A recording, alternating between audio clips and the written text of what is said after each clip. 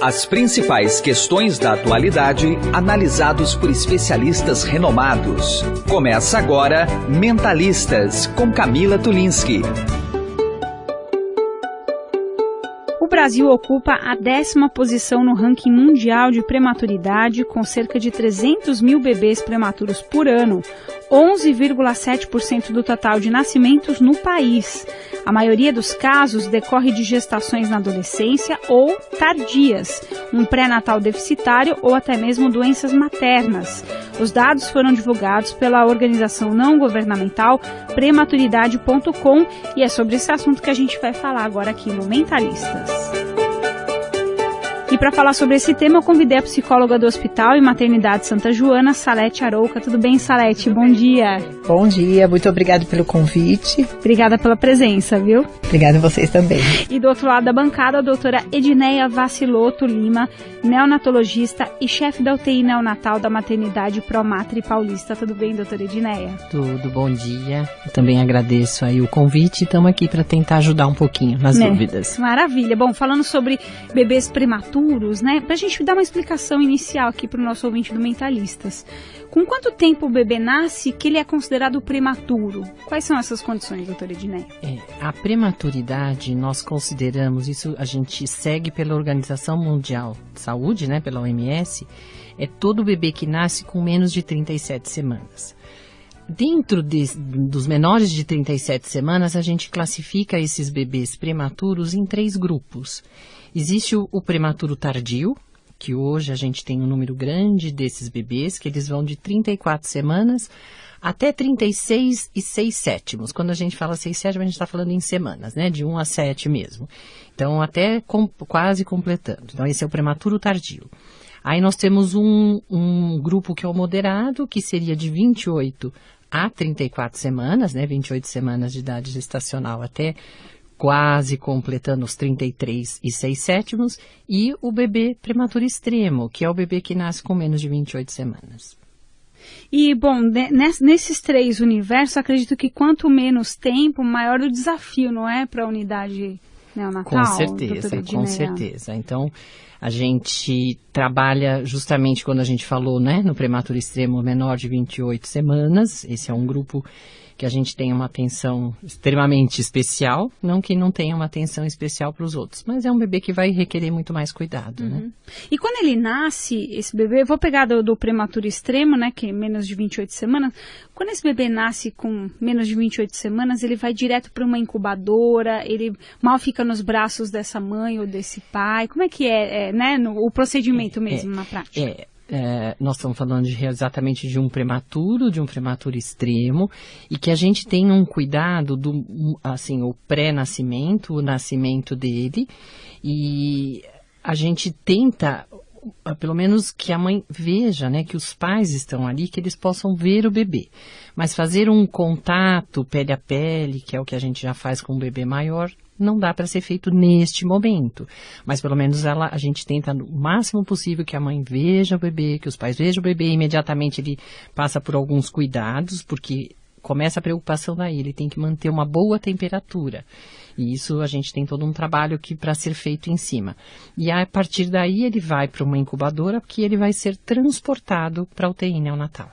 Salete, e para as consequências psicológicas para esses bebezinhos, né, que, enfim, são muitas vezes afastados das mães e dos pais num momento importante, né, da chegada ao mundo dessa criança? Conta é bem pra complicado, gente. Camila, porque é uma gravidez que foi interrompida, que ela não chegou até o fim, então ela se torna mãe no susto. Se depara com um bebê que ela não idealizou, que é um outro bebê. Então ela tem um bebê real que não é o que ela sonhou. Isso é muito difícil até ela aceitar, a formar vínculo.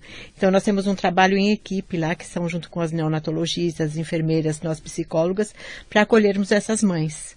Então, nós vamos primeiramente no quarto, fazemos o contato, ajudamos a paciente a ir até a UTI, porque muitas vezes essa mãe não quer nem ver o bebê, né, doutora Edneia? É o medo, bem isso. porque elas têm muitos sentimentos de medo, de perda. Então, muitas vezes não quer nem ver. Nós temos todo esse trabalho em equipe e dia após dia vai se tornando mais forte e vai tentando fazer vínculo com o bebê e aceitando melhor a situação. Bom, nós do universo da psicologia, a gente sabe o que significa o bebê real do bebê fantasia, mas eu gostaria muito que você trouxesse aqui para o ouvinte do Mentalistas, né? O que é esse bebê de fantasia e o que é o bebê real? Dá para explicar também pra gente? O de fantasia é aquele nenê que você, antes de você ficar grávida, você sonha com o bebê. Então você idealiza a gestação, você sonha em ficar grávida, em ver o nenê crescer, senti-lo na barriga. E muitas vezes, esse é o nenê que você idealizou. Aí nós vamos pro nenê que nasce, né? Aí é um outro bebê, é um nenê fragilizado, um nenê pequenininho, que a mãe se depara com uma situação que ela nunca sonhou. Porque assim, você só conhece um prematuro quando você vê. Quando você entra numa UTI neonatal e você se depara com todos aqueles cuidados. Então aí é um nenê real. O que ela idealizou, acabou. Totalmente. E essa transição do nenê ideal para o nenê real, ela é sofrida. Então nós temos que dar todo o apoio psicológico, tentar fazer com que essa mãe aceite esse bebê. Ela vai chorar muitas vezes.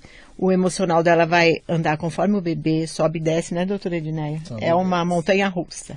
O bebê ideal é assim. Você imagina que vai nascer um bebê grande, né? Um bebê gordinho, cabeludinho, que você já vai pegar no colo, que já vai pôr para amamentar, e de repente, eu acho que aí é onde que ela está tentando falar, interrompe, né? Porque o bebê nasce e imediatamente a gente já tem, né? O pediatra, o neonatologista já tem que fazer o atendimento, é tudo muito rápido, ela não vê direito e esse bebê, que nem você falou, já vai logo para a UTI neonatal. Então ela vai ter mesmo o primeiro contato, o pai e a mãe, quando ele está lá na UTI neonatal. Então ela não tem muita ideia, né? Mas tem que lembrar que é um bebê perfeitinho, ele é formadinho, só ele é menor, né? Ele fica muito tempo nessa incubadora, na UTI neonatal? Então, isso vai bem dentro disso que a gente fez essa classificação. Como a gente realmente está falando no bebê, o menor de 28 semanas, você está imaginando que é um bebê que pesa menos de 1 quilo. Então, ele vai levar um tempo, ele nasce pequeno, e aí ele tem que ficar, a incubadora é a casinha dele, né? É o útero que saiu, então ele vai ser por um bom tempo ali.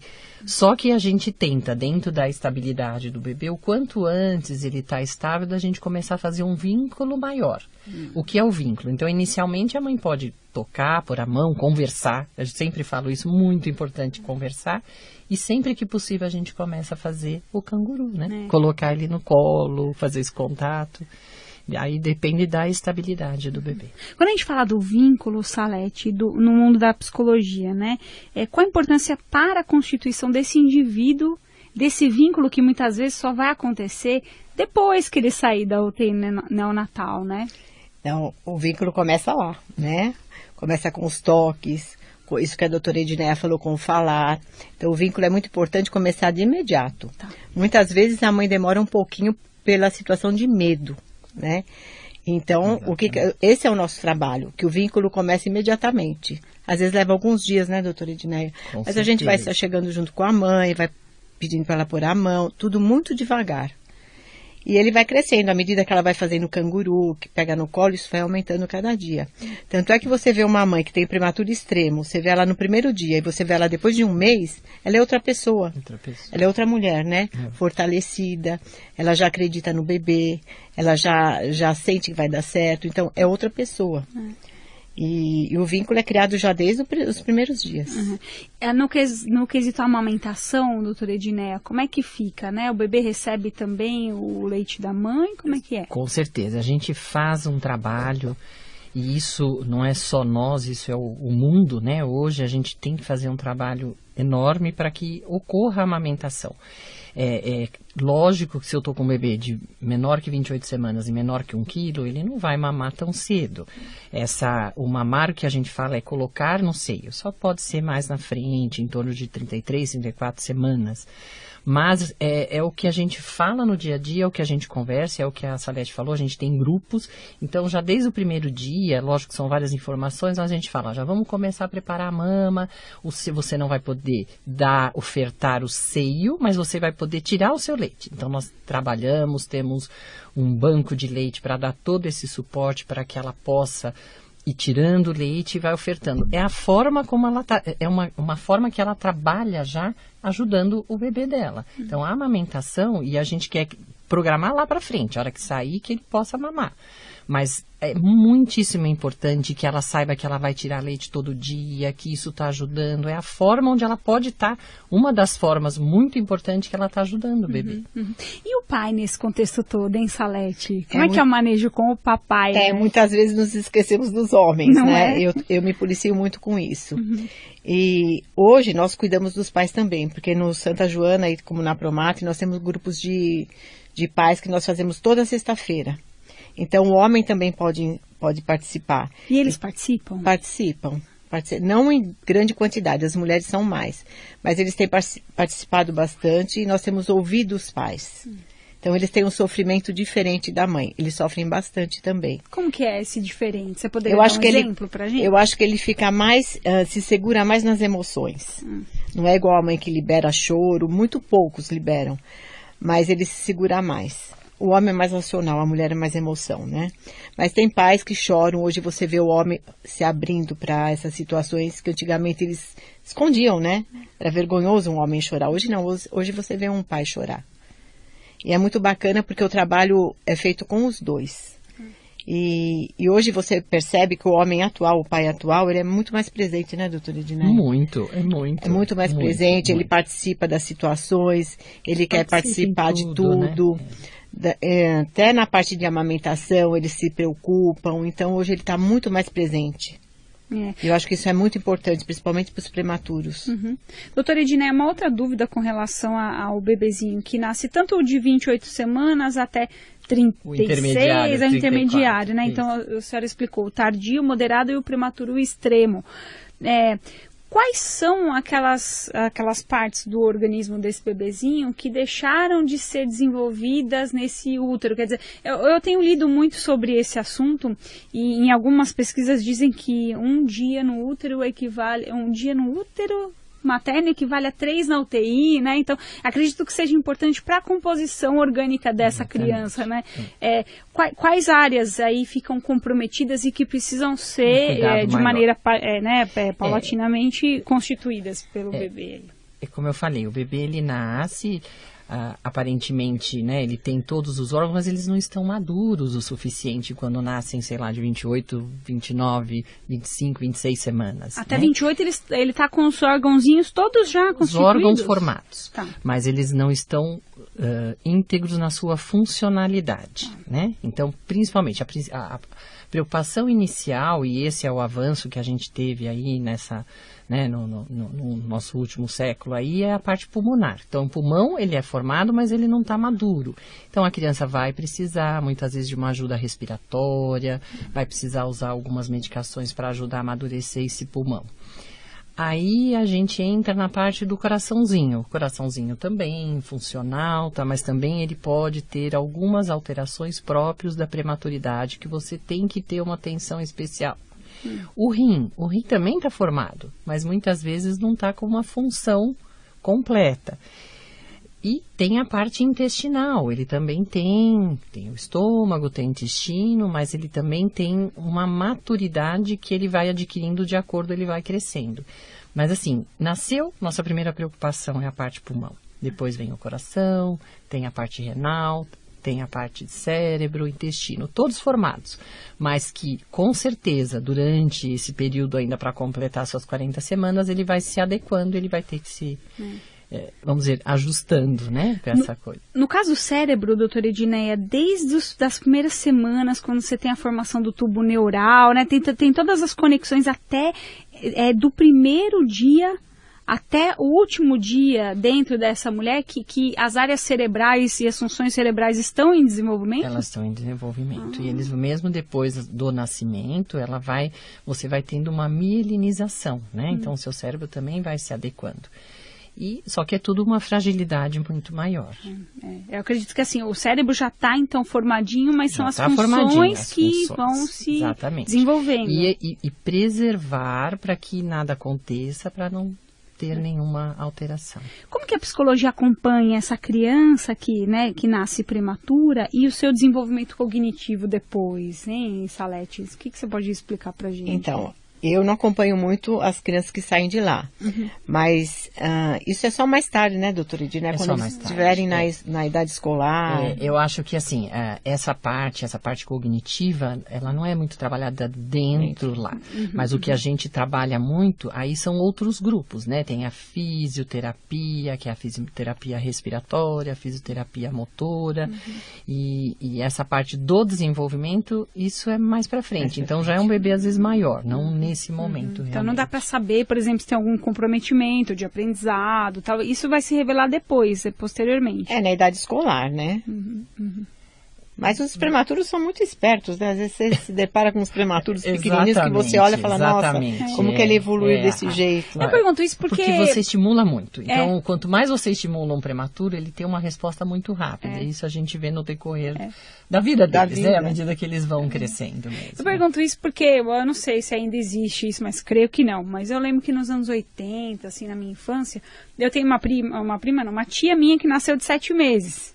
E aí a lenda na família é que ela era muito estabanada, porque ela era muito agitada, porque nasceu de 7 meses. Então, assim, é engraçado porque até o programa Mentalistas existe pra gente desmistificar algumas coisas do senso comum, né? E isso eu escuto de várias pessoas. Aquela pessoa nasceu de 7 meses ou de 8 meses e por isso ela é desse jeito. Mas não tem nada a ver, isso é um mito, não é? Não existe isso, né? O que vocês dizem? O que eu li já muito sobre isso, que os prematuros, eles enfrentam na vida adulta muito melhor os problemas. São estudos que estão tendo já. Que eles têm um poder de enfrentamento melhor na vida adulta. Porque eles já lutam desde pequenininhos, né? Eles enfrentam muitas barreiras. Então tem vários estudos que demonstram que na vida adulta ele enfrenta melhor os problemas. Agora que ele vai ter uma diferença na vida adulta, né? Organicamente nada pode definir isso, né, doutora Edina, também? Nada pode definir, não. Não é você está perguntando assim, porque ele é prematuro, isso vai mudar Não, tanto que muitas pessoas, como a Celeste está falando, muitas pessoas, quando de repente conversando, falam, mas eu nasci prematuro. E o ser acelerado porque ele foi prematuro, não. Isso, assim, a gente vê que o bebê prematuro é muito estimulado. Então ele acaba na sua infância, às vezes ele pode ser uma criança mais agitada, mas não são todos os prematuros. Não podemos taxar isso pela prematuridade. Fica a dica. E já que a gente está falando sobre prematuridade, no Fica a Dica de hoje aqui do Mentalistas, eu trouxe para você, ouvinte, o documentário Os Dias de UTI. Foi idealizado, criado e editado pelo Dr. Luiz Alberto Mussa Tavares e traz depoimentos de mães que deram à luz a bebês prematuros. Vamos ouvir. Se alguém me perguntar qual foi o pior daqueles dias, eu respondo sem ter que refletir um só minuto. Foi o dia em que te vi pela primeira vez.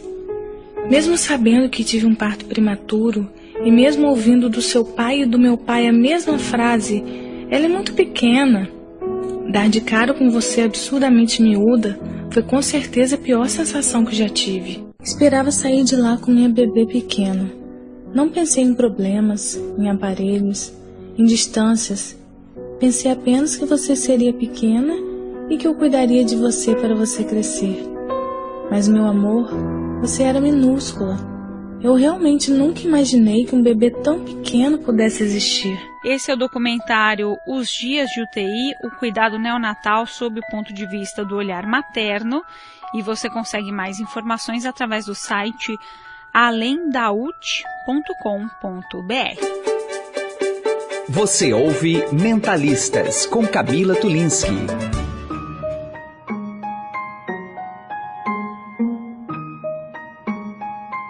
Estou recebendo aqui no Mentalistas a doutora Edneia Vaciloto Lima, que é neonatologista e chefe da UTI neonatal da maternidade Promatre Paulista, e também a psicóloga do Hospital e Maternidade Santa Joana, Salete Arouca. Salete, do ponto de vista psicológico, a gente falou no comecinho do programa dessa mãe que tem um bebê que não é o bebê, né, idealizado, e sim um bebê real que ela não esperava nascer antes do tempo, né? Então ela já criou toda aquele sonho, né? De que vai nascer de 9 meses, vai ser bochechudo, como a doutora Edneia falou, lá.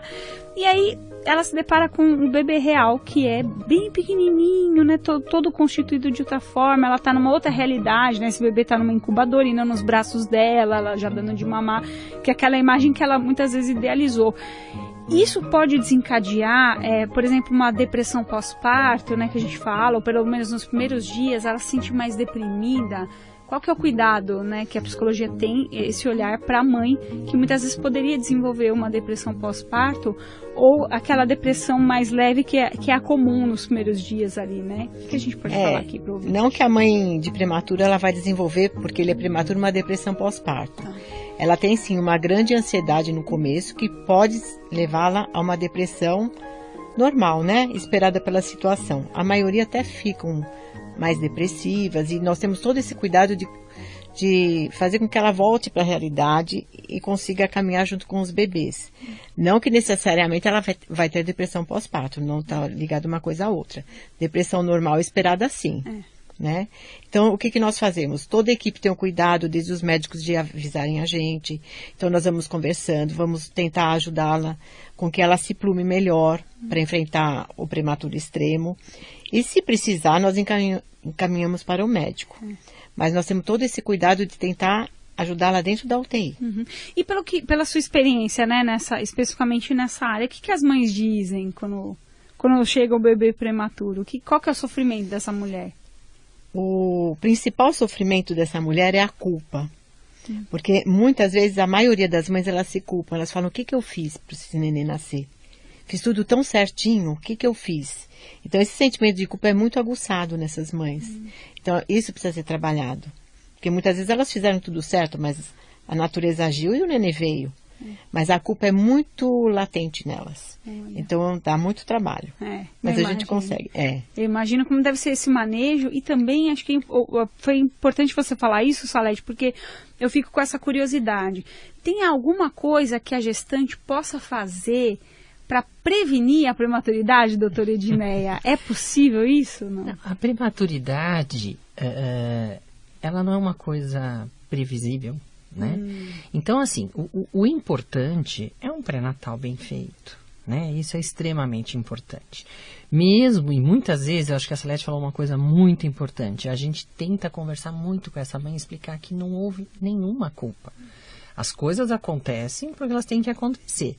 Então, hoje a medicina ela é muito preventiva. Então, lógico, hoje a gente tem uma melhora muito maior em relação à assistência. E se existe algumas gestantes, se ela já tiver alguma patologia associada, ou tem um diabetes, ou tem uma pressão alta, alguma coisa, ela vai ser já olhada diferente. Se for uma gestação múltipla, então ela tem já desde o início uma abordagem um pouco diferente, que pode, essa sim, a gente pode prever que o bebê vai nascer um pouco prematuro.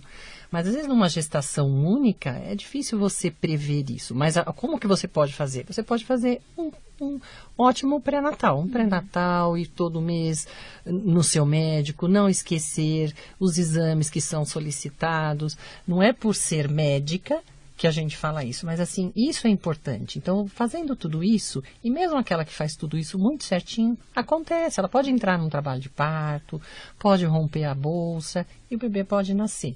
E aí, isso que a Salete falou, isso é a nossa vivência mesmo na UTI. Elas acabam se sentindo culpadas. E aí eu acho que é o papel do pai, é o papel da gente, é o papel de mostrar que isso pode acontecer com qualquer um. Acho que a situação pode piorar um pouco se alguém da família fica apontando o dedo para essa gestante que agora é mãe, né, de um prematuro, não é? Uma coisa muito importante que elas sofrem muito é com a parte familiar, não o marido, a parte que está fora. Então as pessoas ficam perguntando muito, porque ninguém tem ideia do que é uma UTI neonatal. Não. Só quem entra lá dentro. Então a família, como nasceu? Como que ele não está mamando? Como que ele não está comendo? Então elas se sentem muito cobradas. Isso dá influencia muito na parte emocional das mães. Então o que a gente conversa com elas? Para elas fazerem um grupo e dar assim, eu sempre falo para as mães, fala que o neném está estável, não fica dando muitas explicações, porque as pessoas não entendem. Essa é uma boa estratégia. E a cobrança é muito grande, então eu falo para as mães no grupo mesmo, de mães e de pais, faz um grupo e põe assim, hoje o neném está estável. Não adianta você ficar explicando, teve apneia, teve isso, teve aquilo, ninguém vai entender nada. E também elas sofrem muito com as cobranças. É igual uma feridinha que você fica cutucando todo dia. Então, é uma forma de se prevalecer e ficar mais imune, né? Porque eu penso que a mulher já carrega aquela culpa que é uma culpa interna por não ter feito um trabalho, um bom trabalho, né? Porque a mulher que está gestante, ela quer isso, né? Que o bebê nasça, né, saudável, no tempo certo. Então ela já carrega essa culpa que é dela mesma, mas eu fico imaginando o quanto ela também não capitaliza aquilo, aliás, não catalisa aquilo que vem das outras pessoas, né? Uma amiga, por exemplo, ou um parente mais próximo, uma tia, né, que fica perguntando. E outra coisa que a gente tem lá também, Camila, que elas passam o dia inteiro na maternidade, né? Dia inteiro. Nós temos todo um trabalho, elas entram, nós temos uma sala das mães, onde elas ficam, tomam um café, almoçam, jantam, elas são bem acolhidas pelo hospital, então elas têm toda uma estrutura. Então elas vêm de manhã, vão para a UTI, tiram leite, tem a sala de descanso, almoçam, é todo dia, é toda essa rotina. Então elas são bem acolhidas lá. Então ela tem uma vida que ela passa a ficar dentro da maternidade. E mal tem contato com o mundo exterior, a menos que as pessoas venham até o hospital, que hoje tem o WhatsApp, essas coisas e também atrapalham um pouco, né? Mas é assim, elas têm uma outra rotina, elas saem da vida delas, que elas têm lá fora, e passam a ter uma vida dentro do hospital. No caso de um bebê de 28 semanas, ela fica até quando, doutora Edneia? Então, eu ia justamente falar dessa parte. Pensando nesse bebê que nasceu menor que 28 semanas, com menos de 1 quilo, são em torno de 60 dias que ficam lá com a gente. 2 meses. 2 meses, por volta disso. Né? Então, é tudo isso. A gente procura o acolhimento, desde a hora que chega, explicar tudo. A gente vai explicando dia a dia cada coisa que pode estar acontecendo, mas a gente tem que dar também uma estrutura, né? Porque ela participa disso tudo, a família participa, o pai, a mãe, eles participam disso e precisa ter essa estrutura. Nossa, uma estrutura, lógico, dentro do hospital que possa dar isso, porque é muito corrido. O que a gente vê é que a vida delas é muito corrida. Chega de manhã, tem que tirar o leite, aí sobe para pegar a informação, aí desce, está na hora de comer, aí volta. E assim, imagina depois, é o que a Sérgio está falando, aí chega no fim do dia, o celular deve estar cheio de mensagem, querendo informar. Então, é muito importante, e é importante esse apoio mesmo, né? No caso da prematuridade, Salete, daria para a gente falar também numa ansiedade de separação dessa própria mãe com relação ao bebê? E como é que isso pode ser? Como que é o manejo em relação a isso, né? A separação do bebê? Isso. Então, é uma coisa muito difícil, porque o neném nasce, né? Ela nem vivenciou muito bem a gestação, ela não sentiu muito a barriga crescer. Então, o que eu escuto muito, puxa, nem me senti grávida, já estou me deparando com o bebê, né? Muitas vezes elas perderam, mas fica um buraco entre a gestação e o nascimento do bebê. Então, isso daí precisa ser muito bem trabalhado. E principalmente quando ela já está com vínculo com o bebê, o dia da alta é um dia muito difícil, porque ela vai se separar do bebê, né? Então ela fica ali os 3, 4 dias, o que for preciso, aí chega o dia da alta. É um dia de muito choro, porque ela vai embora sem o bebê. Ele fica, então? Ele fica. Isso é bem difícil, mas cada dia que ela vai voltando para a UTI, que ela vai tendo as notícias do bebê, ela vai conversando com os médicos, com a gente, ela vai se adaptando à nova forma de vida dela e do bebê. Mas o dia da alta é um dia muito difícil. Queria ainda falar também desse dia da alta, doutora Edneia. Ela vai embora para casa e ela pode voltar todo dia se ela quiser, não? Como é que é o manejo também clínico, a gente tenta amenizar esse sofrimento, porque a gente sente exatamente isso. Salete falou e eu ia falar. O dia da alta materna, porque a mãe teve o bebê, 2, 3, 4 dias após, ela tem alta. Eu falei que o bebê vão ficar lá 60 dias. Então, a gente mostra para ela que o que muda eu sempre falo, você vai dormir na sua casa, mas você é aberto, ela tem liberdade de entrar, o pai e a mãe, eles têm liberdade de entrar o horário que eles quiserem. Então, eu falei, não muda nada. O que muda é que você não está levando o bebê, mas você pode vir, pode estar a hora que você quiser, fica à vontade, para eles poderem ter esse conforto, né? E vai criando uma confiança, vai entendendo. E, na verdade, o que a gente sempre fala assim, acaba sendo uma família grande, né? Porque aquela mãe que às vezes está começando a sua estadia, acaba vendo as outras mães e elas vão trocando isso entre elas, então isso também ajuda bastante.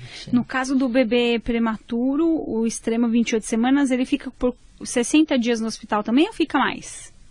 Ou vai depender de cada criança? Esse de menor de 28? Isso. Em torno de uns 60 dias, pode até ficar mais. Vai depender muito de cada bebê. Mas essa é uma média que a gente tem, né? De 50 a 60 dias. E no caso do tardio, até 36 semanas, ele fica pouco tempo, mais? Fica pouco tempo. Assim, Vamos de 34 até 36 e 6/7, em torno de uma semana, 2 semanas, aprender a mamar. Ele tem menos intercorrências. E muitas vezes esses bebês nem vão para a UTI neonatal. Mas o menor de 34, com certeza, acaba indo. E aí, cada um fica 30, 60, 50 dias. Nossa, infelizmente a gente está na reta final, mas ainda queria mais 2 recadinhos de vocês, para os nossos ouvintes aqui do Mentalista. Salete, vou começar com você. Vamos pensar, então, na vida pós, né, a prematuridade, para esse casal, né, ou para essa mãe que está sozinha, não tem o marido junto, né, ou, enfim, outras circunstâncias, e para esse bebê.